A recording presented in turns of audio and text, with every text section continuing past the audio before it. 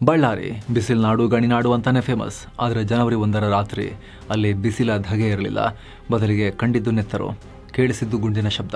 ಇಡೀ ಕರ್ನಾಟಕ ಹೊಸ ವರ್ಷವನ್ನ ವೆಲ್ಕಮ್ ಮಾಡ್ಕೊಳ್ತಾ ಇದ್ರೆ ಬಳ್ಳಾರಿಯ ಹವಂಬಾವಿ ಏರಿಯಾದಲ್ಲಿ ಬುಲೆಟ್ ಅನ್ನ ವೆಲ್ಕಮ್ ಮಾಡ್ಕೊಂಡಿತ್ತು. ಆ ಏರಿಯಾ ರಕ್ತದ ಓಕುಳಿ ಹರಿದಿತ್ತು. ಒಂದ್ ಕಡೆ ಗಣಿ ಧಣಿ ಖ್ಯಾತಿಯ ಜನಾರ್ದನ ರೆಡ್ಡಿ, ಇನ್ನೊಂದ್ ಕಡೆ ಬಳ್ಳಾರಿಯ ಯಂಗ್ MLA ನಾರಾ ಭಾರತ್ ರೆಡ್ಡಿ. ಇವರಿಬ್ಬರ ನಡುವಿನ ಪವರ್ ಪಾಲಿಟಿಕ್ಸ್ಗೆ ಬಲಿಯಾಗಿದ್ದು 28 ವರ್ಷದ ಒಬ್ಬ ಅಮಾಯಕ ಯುವಕ. ಒಬ್ರು ಇದು ನನ್ನ ಹತ್ತಿಗೆ ನಡೆದ ಸಂಚು, ಸ್ಕೆಚ್ ಹಾಕಿ ಹೊಡೆದ್ರು ಅಂತ ಬುಲೆಟ್ ತೋರಿಸ್ತಾ ಇದ್ರೆ, ಇನ್ನೊಬ್ರು ನನ್ನ ಹುಡುಗನ ಹೆಣ ಬಿತ್ತು, ನಾ ಸುಮ್ಮನೆ ಬಿಡಲ್ಲ, ರಕ್ತಾಭಿಷೇಕ ಮಾಡ್ತೀನಿ ಅಂತ ತೊಡೆ ತಟ್ಟಿದ್ದಾರೆ. ಅಸಲಿಗೆ ಆ ರಾತ್ರಿ ಬಳ್ಳಾರಿಯಲ್ಲಿ ಆಗಿದ್ದೇನೋ, ಆ ಫೈರಿಂಗ್ ಮಾಡಿದ್ದು ಯಾರು, ಇದು ಬರೀ ಬ್ಯಾನರ್ ಗಲಾಟೆನ ಅಥವಾ ಇದರ ಹಿಂದೆ ಹಳೆ ದ್ವೇಷದ ಸೇಡು ಇದೆಯಾ? ಬನ್ನಿ ಈ ಸ್ಪೆಷಲ್ ರಿಪೋರ್ಟ್ ನಲ್ಲಿ ಬಳ್ಳಾರಿಯ ಗನ್ ಪಾಲಿಟಿಕ್ಸ್ ನ ಕಂಪ್ಲೀಟ್ ಚಿತ್ರಣವನ್ನ, ಇನ್ ಡೆಪ್ತ್ ಅನಾಲಿಸಿಸ್ ಅನ್ನ ನಾವು ನೋಡ್ತಾ ಹೋಗೋಣ. ನೀವು ಬಳ್ಳಾರಿಯವರಾಗಿದ್ರೆ ನಿಮ್ಮ ಜಿಲ್ಲೆಯ ಈ ಇನ್ನೊಂದು ಮುಖ ಏನಿದೆ, ಈ ಕೆಲವರಿಂದಾಗ ಆಗ್ತಿರೋದು, ಅದರ ಸ್ಪಷ್ಟ ಚಿತ್ರಣ ಸಿಗುತ್ತೆ. ರಾಜ್ಯದ ಜನಕ್ಕೂ ಕೂಡ ಇದನ್ನ ತಿಳ್ಕೊಳ್ಳೋದು, ಅರ್ಥಕೊಳ್ಳೋದು, ಇಂಥದ್ದು ಕೂಡ ಈ ಆಧುನಿಕ ಯುಗದಲ್ಲಿ ನಡೆಯುತ್ತೆ ಅನ್ನೋದನ್ನ ಅರ್ಥ ಮಾಡ್ಕೊಳ್ಳೋದು ಮುಖ್ಯ. ಸ್ನೇಹಿತರೆ, ಕಡೆ ತನಕ ಮಿಸ್ ಮಾಡದೆ ನೋಡಿ. ರಕ್ತ ಸಿಕ್ತ ರಾತ್ರಿ ಬಳ್ಳಾರಿಯಲ್ಲಿ ಆಗಿದ್ದೇನೋ ಸ್ನೇಹಿತರೆ. ಇಡೀ ಗಲಾಟೆಯ ಕೇಂದ್ರ ಬಿಂದು ಇರೋದು ಬಳ್ಳಾರಿಯ SP ಸರ್ಕಲ್ ನಲ್ಲಿ. ಅಲ್ಲಿ ಇತ್ತೀಚೆಗಷ್ಟೇ ಮಹರ್ಷಿ ವಾಲ್ಮೀಕಿಯವರ ಪುತ್ಥಳಿಯನ್ನ ಪ್ರತಿಷ್ಠಾಪನೆ ಮಾಡಲಾಗಿದೆ. ಜನವರಿ 3ನೇ ತಾರೀಕು ಆ ಮೂರ್ತಿಯ ಅದ್ದೂರಿ ಅನಾವರಣ ಕಾರ್ಯಕ್ರಮ. ಇದೇ ಸಂದರ್ಭದಲ್ಲಿ ಬಳ್ಳಾರಿ ಶಾಸಕ ನಾರಾ ಭಾರತ್ ರೆಡ್ಡಿ ಅವರ ಬೆಂಬಲಿಗರು ಇಡೀ ಊರಿಗೆ ಅಲಂಕಾರ ಮಾಡ್ತಾ ಇದ್ರು. ಎಲ್ಲಿ ನೋಡಿದ್ರು ಭಾರತ್ ರೆಡ್ಡಿ ಅವರ ಫ್ಲೆಕ್ಸ್ ಬ್ಯಾನರ್ಗಳೇ ರಾರಾಜಿಸ್ತಾ ಇದ್ವು. ಆದರೆ ಸಮಸ್ಯೆ ಶುರುವಾಗಿದ್ದು ರಾತ್ರಿ 9 ಗಂಟೆ ಸುಮಾರಿಗೆ. ಹವಂಬಾವಿ ಪ್ರದೇಶದಲ್ಲಿ ರೆಡ್ಡಿ ಅವರ ಐಷಾರಾಮಿ ನಿವಾಸ ಇದೆ. ಅದರ ಪಕ್ಕದಲ್ಲೇ ಅವರಿಗೆ ಸೇರಿದ ಒಂದು ಖಾಲಿ ಸೈಟ್ ಇದೆ, ಎಂಟಿ ಸೈಟ್. ಭಾರತ್ ರೆಡ್ಡಿ ಬೆಂಬಲಿಗರು ಬಂದು ಅದೇ ಜಾಗದಲ್ಲಿ ಬ್ಯಾನರ್ ಹಾಕೋಕೆ ಮುಂದಾದ್ರು. ಅದರಲ್ಲಿ ಭಾರತ್ ರೆಡ್ಡಿ ಫೋಟೋ ದೊಡ್ಡದಾಗಿರುತ್ತೆ. ಇದನ್ನು ನೋಡಿದ ತಕ್ಷಣ ಜನಾರ್ದನ ರೆಡ್ಡಿ ಮನೆಯಲ್ಲಿದ್ದ ಸೆಕ್ಯೂರಿಟಿ ಗಾರ್ಡ್ಸ್ ಮತ್ತು ಅವರ ಬೆಂಬಲಿಗರು ಅದಕ್ಕೆ ಅಬ್ಜೆಕ್ಷನ್ ಮಾಡ್ತಾರೆ. ಇದು ನಮ್ಮ ಸಾಹೇಬರ ಪ್ರೈವೇಟ್ ಪ್ರಾಪರ್ಟಿ, ಇಲ್ಲಿ ಬ್ಯಾನರ್ ಹಾಕಬೇಡಿ ಅಂತ ತಡಿತಾರೆ. ಮಾತಿಗೆ ಮಾತು ಬೆಳೆಯುತ್ತೆ. ಕೊನೆಗೆ ವಿಕೋಪಕ್ಕೆ ಹೋಗಿ ಭಾರತ್ ರೆಡ್ಡಿ ಆಪ್ತರು ಆ ಸೆಕ್ಯೂರಿಟಿ ಗಾರ್ಡ್ ಗಳನ್ನೇ ಹೊಡೆದು ಕಳಿಸ್ತಾರೆ ಅನ್ನೋದು ಪ್ರಾಥಮಿಕ ಮಾಹಿತಿ. ಅಷ್ಟರಲ್ಲಿ ಅಲ್ಲಿಗೆ ಎಂಟ್ರಿ ಕೊಡೋದು ಜನಾರ್ದನ ರೆಡ್ಡಿ ಅವರ ಪರಮಾಪ್ತ ಮಾಜಿ ಸಚಿವ ಬಿ ಶ್ರೀರಾಮುಲು. ಮಾಹಿತಿ ಪ್ರಕಾರ ಸ್ಥಳಕ್ಕೆ ನುಗ್ಗಿದ ಶ್ರೀರಾಮುಲು ಆ ಬ್ಯಾನರ್ ನೋಡಿ ಕೆಂಡಾಮಂಡಲವಾಗಿ ಹರಿದು ಬಿಸಾಕ್ತಾರೆ ಬ್ಯಾನರ್ ಅನ್ನೋ ಆರೋಪ ಇದೆ. ಯಾವಾಗ ಬ್ಯಾನರ್ ಹರಿತೋ ಅಲ್ಲಿಗೆ ಸೈಲೆನ್ಸ್ ಎಂಡ್ ಆಗಿ ವೈಲೆನ್ಸ್ ಶುರುವಾಯಿತು. ಬ್ಯಾನರ್ ಹರಿದಿದ್ರಿಂದ ರೊಚ್ಚಿಗೆದ್ದ ಭಾರತ್ ರೆಡ್ಡಿ ಬೆಂಬಲಿಗರು ಕಲ್ಲು ತೂರಾಟ ಶುರು ಮಾಡಿದ್ರು. 2 ಕಡೆಯಿಂದ ಫೋನ್ ಕರೆಗಳು ಹೋದ್ವು. ನೋಡುತ್ತಿದ್ದ ಹಾಗೆ ನೂರಾರು ಜನ ಸೇರ್ಬಿಟ್ರು. ಕತ್ತಲಲ್ಲಿ ಕಲ್ಲುಗಳ ತೂರಾಟ ಶುರುವಾಯಿತು. ರಸ್ತೆಯಲ್ಲಿದ್ದ ವಾಹನಗಳ ಗಾಜು ಪುಡಿ ಪುಡಿ ಆಯಿತು. ಕೈಗೆ ಸಿಕ್ಕ ಕಲ್ಲು ಕಟ್ಟಿಗೆಗಳಿಂದ ಹೊಡೆದಾಡ್ಕೊಳ್ತಾರೆ. ಈ ಗಲಾಟೆಯಲ್ಲಿ ಭಾರತ್ ರೆಡ್ಡಿ ಆಪ್ತ ಸತೀಶ್ ರೆಡ್ಡಿಗೂ ಗಾಯವಾಗುತ್ತೆ. ಯಾವಾಗ ತಮ್ಮ ಲೀಡರ್ಗೂ ಪೆಟ್ಟು ಬಿತ್ತು, ಆಗ ಸತೀಶ್ ರೆಡ್ಡಿ ಜೊತೆಗಿದ್ದ ಪ್ರೈವೇಟ್ ಗನ್ ಮ್ಯಾನ್ಗಳು ತಮ್ಮ ಪಿಸ್ತೂಲ್ ತೆಗೆದು ಕತ್ತಲಲ್ಲಿ ಆಕಾಶಕ್ಕೆ ಢಮಾರ್ ಢಮಾರ್ ಅಂತ ಗುಂಡು ಹಾರಿಸೋಕೆ ಶುರು ಮಾಡ್ತಾರೆ. 1-2 ಸಲ ಎಲ್ಲ ಬರೋಬ್ಬರಿ 8 ಸುತ್ತು ಗಾಳಿಯಲ್ಲಿ ಗುಂಡು ಹಾರಿಸ್ತಾರೆ. ವಿಡಿಯೋ ಒಂದರಲ್ಲಿ ಈ ಗನ್ ಮ್ಯಾನ್ ನೇರ ಜನಾರ್ದನ್ ರೆಡ್ಡಿ ಮನೆ ಕಡೆಗೆ ಗುರಿಯಾಗಿಸಿ ಫೈರ್ ಮಾಡ್ತಿರೋ ದೃಶ್ಯ ಕೂಡ ಕಂಡು ಬಂದಿದೆ. ಈ ವಿಷಯ ತಿಳಿದು ಪೊಲೀಸರು ಬಂದ್ರು, ಲಾಠಿ ಚಾರ್ಜ್ ಮಾಡಿದ್ರು. ಆದ್ರೂ ಕಂಟ್ರೋಲಿಗೆ ಬರಲಿಲ್ಲ. ಜನರ ಗುಂಪು ಚದುರಲಿಲ್ಲ. ಪೊಲೀಸರೇ ಖುದ್ದು 5-6 ಸುತ್ತು ಫೈರ್ ಮಾಡಬೇಕಾಯ್ತು. ಈ ಗುಂಡಿನ ಚಕಮಕಿಯ ನಡುವೆ ಒಬ್ಬ ವ್ಯಕ್ತಿ ರಕ್ತದ ಮಡುವಿನಲ್ಲಿ ಕುಸಿದು ಬೀಳ್ತಾನೆ. ಬಲಿಯಾದ ಬಡಪಾಯಿ ಯಾರು? ರಾಜಶೇಖರ. ರಾಜಕೀಯ ನಾಯಕರ ಪ್ರತಿಷ್ಠೆಗೆ ಬಲಿಯಾಗೋದು ಯಾವತ್ತೂ ಕೂಡ ತಳಮಟ್ಟದ ಕಾರ್ಯಕರ್ತರೆ. ಇನ್ನೊಂದು ಸಾಕ್ಷಿ ಸಿಕ್ತು ಅಷ್ಟೇ. ರಾತ್ರಿ ಗುಂಡೇಟಿಗೆ ಬಲಿಯಾದವನ ಹೆಸರು ರಾಜಶೇಖರ. ವಯಸ್ಸು ಬರೀ 28 ವರ್ಷದ ಹುಡುಗ. ಬಳ್ಳಾರಿಯ ಹುಸೇನ್ ನಗರದ ನಿವಾಸಿ. ಇಲ್ಲಿ ದುರಂತ ಅಂದ್ರೆ ಅವ್ರ ತಂದೆ ಬಿಜೆಪಿಯೊಂದಿಗೆ ಗುರುತಿಸಿಕೊಂಡಿದ್ರು ಕೂಡ ರಾಜಶೇಖರ್ ಕಾಂಗ್ರೆಸ್ ಪಕ್ಷದ ಸಕ್ರಿಯ ಕಾರ್ಯಕರ್ತ.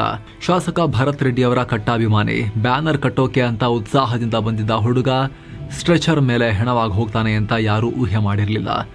ಗುಂಡು ನೇರವಾಗಿ ರಾಜಶೇಖರ್ ಎದೆಗೆ ಹೊಕ್ಕಿತ್ತು. ಆಸ್ಪತ್ರೆಗೆ ಕರ್ಕೊಂಡು ಹೋಗೋ ದಾರಿ ಮಧ್ಯೆನೇ ಪ್ರಾಣ ಬಿಟ್ಟಾಗಿತ್ತು. ಇನ್ನೊಂದು ಕಡೆ ಭಾರತ್ ರೆಡ್ಡಿ ಅವರ ಬಲಗೈ ಬಂಟ ಅಂತಾನೆ ಕರೆಸ್ಕೊಳ್ಳೋ ಸತೀಶ್ ರೆಡ್ಡಿಗೂ ಗಂಭೀರ ಗಾಯಗಳಾಗಿವೆ. ತರಾತುರಿಯಲ್ಲಿ ಬೆಂಗಳೂರಿನ ಆಸ್ಪತ್ರೆಗೆ ಏರ್ ಲಿಫ್ಟ್ ಮಾಡಲಾಗಿದೆ. ಅಂದ್ರೆ ಯಾವ ಮಟ್ಟಿಗಿನ ಚಕಮಕಿ ಆಗಿದೆ ಯೋಚನೆ ಮಾಡಿ. ಬಳ್ಳಾರಿನ ಅಫ್ಘಾನಿಸ್ತಾನ ಮಾಡಕ್ಕೆ ಹೊರಟಿದ್ದಾರೆ ನೀವು ಅಂತ ಇವರಿಗೆಲ್ಲ ನಾವು ಕೇಳಬೇಕು. ಇಲ್ಲಿರೋ ಸಸ್ಪೆನ್ಸ್ ಏನು ಗೊತ್ತಾ? ರಾಜಶೇಖರ್ ಪ್ರಾಣ ಹೋಗಿದ್ದು ಯಾರ ಗುಂಡೇಟಿನಿಂದ? ಅದು ಸತೀಶ್ ರೆಡ್ಡಿ ಗನ್ಮ್ಯಾನ್ ಹಾರಿಸಿದ ಗುಂಡ ಅಥವಾ ಪೊಲೀಸರ ಬಂದೂಕಿನಿಂದ ಸಿಡಿದ ಗುಂಡ? ಇನ್ನು ಕನ್ಫರ್ಮ್ ಆಗಬೇಕು. ಆದರೆ ಪ್ರಾಥಮಿಕ ಮಾಹಿತಿ ಪ್ರಕಾರ ಪೊಲೀಸರು ಆ ಗುಂಡು ನಮ್ದಲ್ಲ ಅಂತ ಹೇಳಿದ್ದಾರೆ. ಸದ್ಯ ಆ ಗುಂಡನ್ನ ಫೋರೆನ್ಸಿಕ್ ಲ್ಯಾಬ್ಗೆ ಕಳಿಸಲಾಗಿದೆ. ರೆಡ್ಡಿ ಮನೆ ಸುತ್ತಮುತ್ತ 200 ಮೀಟರ್ವರೆಗೂ ನಿಷೇಧಾಜ್ಞೆ ಜಾರಿ ಮಾಡಲಾಗಿದೆ. ಈಗ ಅದು ಹತ್ಯೆ ಸಂಚು. ಜನಾರ್ದನ ರೆಡ್ಡಿ ಸ್ಫೋಟಕ ಹೇಳಿಕೆ.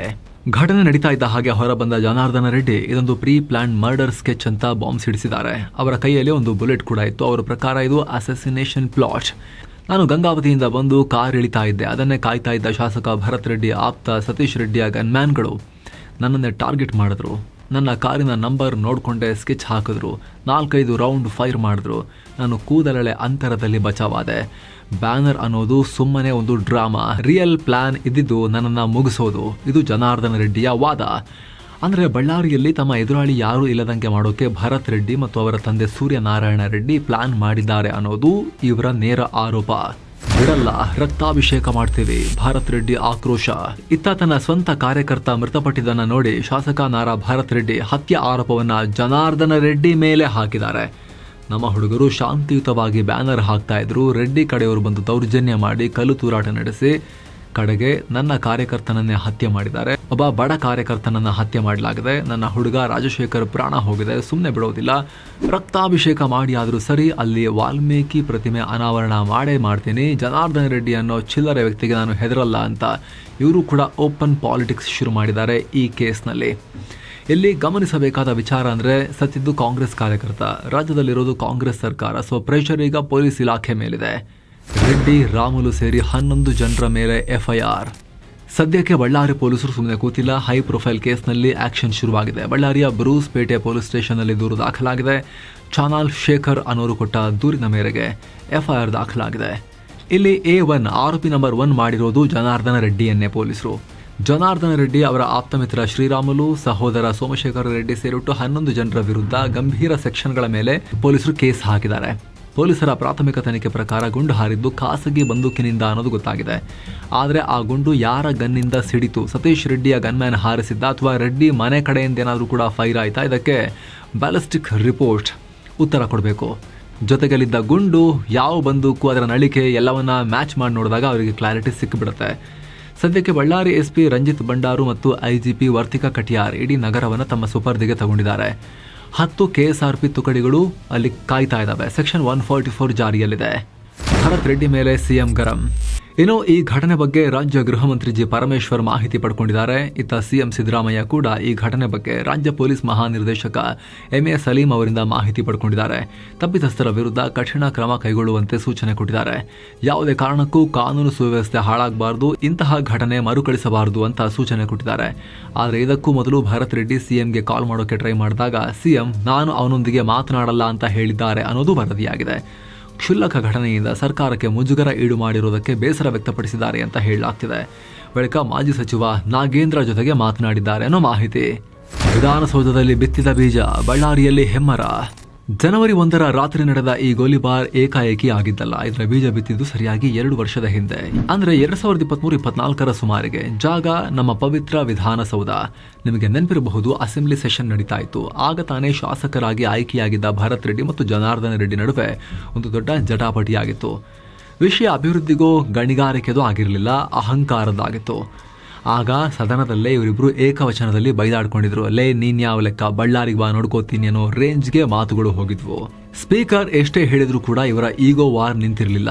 ಒಂದು ವಿಧಾನಸೌಧದಲ್ಲಿ ಹೊತ್ತಿದ್ದ ಬೆಂಕಿ ಬಳ್ಳಾರಿಯ ರಸ್ತೆಯಲ್ಲಿ ಸ್ಫೋಟ ಆಗಿದೆ. ಈಗ 2023ರ ಎಲೆಕ್ಷನ್ ಲೆಕ್ಕಾಚಾರ ನೋಡಿ. ಬಳ್ಳಾರಿ ಸಿಟಿ ಎಲೆಕ್ಷನ್ನಲ್ಲಿ ಭರತ್ ರೆಡ್ಡಿ ಗೆದ್ರು.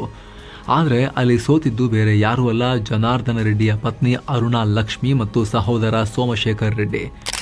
ಒಂದೇ ಏಟಿಗೆ ರೆಡ್ಡಿ ಸಾಮ್ರಾಜ್ಯವನ್ನು ಅಲುಗಾಡಿಸಿದ ಭರತ್ ರೆಡ್ಡಿ ಮೇಲೆ ಜನಾರ್ದನ ರೆಡ್ಡಿಗೆ ಮೊದಲಿಂದಲೂ ಒಂದು ಕಣ್ಣಿತ್ತು.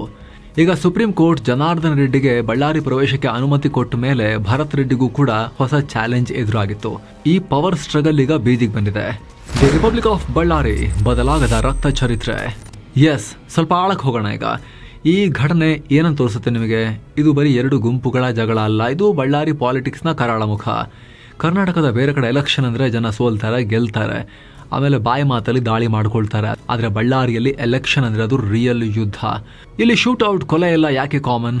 ಇದನ್ನು ಅರ್ಥ ಮಾಡ್ಕೋಬೇಕು ಅಂದರೆ ನಾವು ಇಲ್ಲಿನ ಫ್ಯೂಡಲ್ ಸಿಸ್ಟಮ್ ಅಥವಾ ಪಾಳೆಗಾರಿಕೆ ರಾಜಕೀಯವನ್ನು ನೋಡಬೇಕು.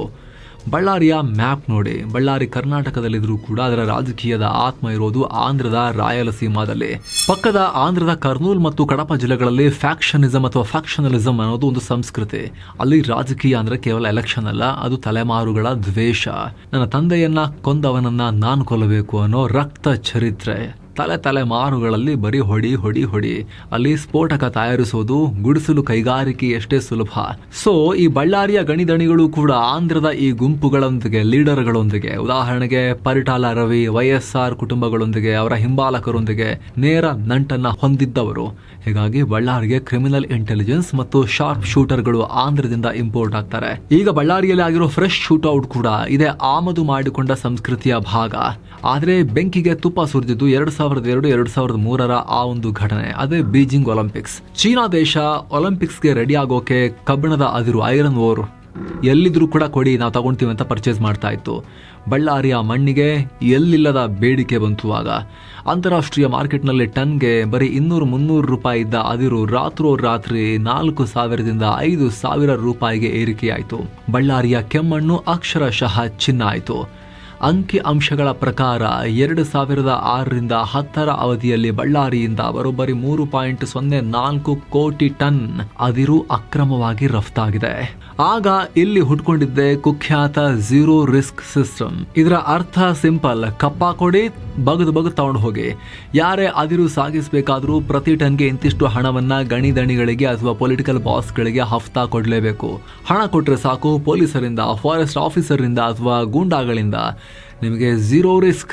ಒಂದೇ ಒಂದು ಪರ್ಮಿಟ್ ಇಟ್ಕೊಂಡು 10 ಲಾರಿ ಲೋಡ್ ಕಳಿಸೋ ಪರ್ಮಿಟ್ ರಾಜ್ ದಂಧೆ ನಡೀತಾ ಇತ್ತು. ಇದರಿಂದ ಸರ್ಕಾರಿ ಬೊಕ್ಕಸಕ್ಕೆ ಆದ ಲಾಸ್ ಎಷ್ಟು ಗೊತ್ತಾ? ನ್ಯಾಯಮೂರ್ತಿ ಸಂತೋಷ್ ಹೆಗ್ಡೆ ಅವರ ರಿಪೋರ್ಟ್ ಪ್ರಕಾರ 2006ರಿಂದ 10ರ ನಡುವೆ ಒಂದೇ ಅವಧಿಯಲ್ಲಿ ರಾಜ್ಯಕ್ಕೆ ಆಗಿದ್ದು ಬರೋಬ್ಬರಿ 16,085 ಕೋಟಿ ರೂಪಾಯಿ ನಷ್ಟ. ಬೇಲೆಕೇರಿ ಬಂದರಿನಲ್ಲಿ ಸೀಸ್ ಮಾಡಿದ್ದ 5 ಲಕ್ಷ ಟನ್ ಅದಿರು ಅಧಿಕಾರಿಗಳ ಕಣ್ಣ ಮುಂದೆನೆ ಮಾಯ ಆಗೋಯ್ತು ಅಂತ ಹೇಳಿದ್ರೆ ಈ ಮಾಫಿಯಾದ ಪವರ್ ಎಷ್ಟಿತ್ತು ಅಂತ ನೀವೇ ಊಹೆ ಮಾಡಿ. ಈ ಸಿಸ್ಟಮ್ ಅನ್ನ ಪ್ರಶ್ನೆ ಮಾಡಿದಾಗ ಏನಾಗ್ತಿತ್ತು ಗೊತ್ತಾ? ದಾಳಿ ಆಗ್ತಾ ಇತ್ತು. ಅದರಲ್ಲಿ ಕೆಲವರು ಆಲ್ರೆಡಿ ಗಣಿಯಲ್ಲಿದ್ದವರೇ, ಇವರೆಲ್ಲ ಬಂದ್ಮೇಲೆ ಸ್ವಲ್ಪ ತೆರೆಮರೆಗೆ ಹೋದವರು ಅವ್ರ ವಿರುದ್ಧ ಫೈಟ್ ಮಾಡಿದ್ರು. ಅವ್ರವ್ರ ನಡುವೆ ಹೊಡೆದಾಟ ಆಯಿತು. ಟಪಾಲ್ ಗಣೇಶ್ ಮೇಲೆ ಆದ ಮಾರಣಾಂತಿಕ ಹಲ್ಲೆ ನಿಮಗೆ ಗೊತ್ತಿರ್ಬೋದು. ಲೋಕಾಯುಕ್ತ ತನಿಖಾಧಿಕಾರಿ UV ಸಿಂಗ್ ಹೋದಾಗ ಲಾರಿ ಹತ್ತಿಸೋ ಬೆದರಿಕೆ ಹಾಕಿದ್ರು. ಅಧಿಕಾರಿ ಮುತ್ತಯ್ಯ ಅವರ ಸಾವು ಇವತ್ತಿಗೂ ಮಿಸ್ಟರಿ. ಆದರೆ ಈಗ ಕಾಲ ಬದಲಾಗಿದೆ. ಆದರೆ ಪವರ್ ಸೆಂಟರ್ಸ್ ಅವೇ ಇವೆ.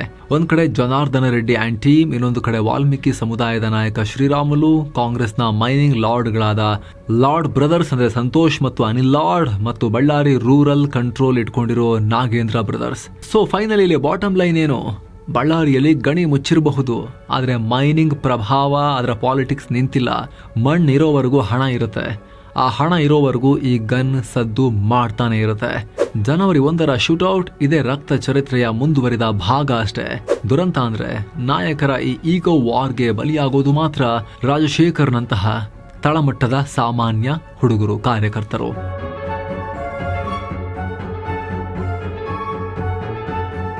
ಸದ್ಯಕ್ಕೆ ಬಳ್ಳಾರಿ ಬೂದಿ ಮುಚ್ಚಿದ ಕೆಂಡ ತರ ಇದೆ. ರಾಜಶೇಖರ್ ಸಾವು ಆಕಸ್ಮಿಕನೋ ಅಥವಾ ರಾಜಕೀಯ ಪ್ರೇರಿತನೋ ಅನ್ನೋದಕ್ಕೆ ತನಿಖೆ ಆಗಬೇಕು. ಪ್ರಾಪರ್ ತನಿಖೆ ಆಗಬೇಕು. ಪಾಲಿಟಿಕ್ಸ್ ಇಲ್ಲದ ತನಿಖೆ ಆಗಬೇಕು. ರಾಜ್ಯದ ಕಣ್ಣು ಬಳ್ಳಾರಿ ಪೊಲೀಸ್ ತನಿಖೆಯ ಮೇಲಿದೆ. ಇದು ಆಕ್ಸಿಡೆಂಟಲ್ ಫೈರಿಂಗ್ ಆಗಿದ್ರೆ ಆ ಗನ್ ಲೈಸೆನ್ಸ್ ರದ್ದು ಮಾಡ್ತಾರಾ, ಅಥವಾ ಇದು ಪಕ್ಕಾ ಪ್ಲಾನ್ಡ್ ಮರ್ಡರ್ ಆಗಿದ್ರೆ ದೊಡ್ಡ ತಲೆಗಳು ಅರೆಸ್ಟ್ ಆಗ್ತಾವ? ಕಾನೂನಿಗಿಂತ ಯಾರು ದೊಡ್ಡವರಲ್ಲ ಅನ್ನೋ ಮಾತು ಬಳ್ಳಾರಿಯಲ್ಲಿ ಪ್ರೂವ್ ಆಗುತ್ತಾ ಅನ್ನೋದನ್ನ ವೇಟ್ ಮಾಡಿ ನೋಡಬೇಕು. ಇದ್ರ ಬಗ್ಗೆ ನಿಮಗೆ ಏನನ್ಸುತ್ತೆ? ನಿಮ್ಮ ಕಾಮೆಂಟ್ ಅನ್ನ ಸೀರಿಯಸ್ ಆಗಿ ತಗೊಳ್ತೀವಿ. ಕಾಮೆಂಟ್ ಮಾಡಿ ತಿಳಿಸಿ ಸ್ನೇಹಿತರೆ. ಹಾಗೆ ಸ್ನೇಹಿತರೆ, ನೀವು ನೋಡ್ತಿರೋದು ಮಸ್ತ್ ಮಗ ಚಾನಲ್. ನಿಷ್ಪಕ್ಷಪಾತ ಸುದ್ದಿಗಾಗಿ ನೋಡ್ತಾ ಇರಿ. ಇನ್ನೂ ಕೂಡ ಸಬ್ಸ್ಕ್ರೈಬ್ ಮಾಡಲಿಲ್ಲ ದಯವಿಟ್ಟು ಸಬ್ಸ್ಕ್ರೈಬ್ ಮಾಡಿ. ಹಾಗೆ ಪಕ್ಕದ ಬೆಲ್ ಐಕಾನ್ ಮೇಲೆ ಕ್ಲಿಕ್ ಮಾಡೋದನ್ನ ಯಾವುದೇ ಕಾರಣಕ್ಕೂ ಮರಿಬೇಡಿ. ನಮಸ್ಕಾರ ಸ್ನೇಹಿತರೆ.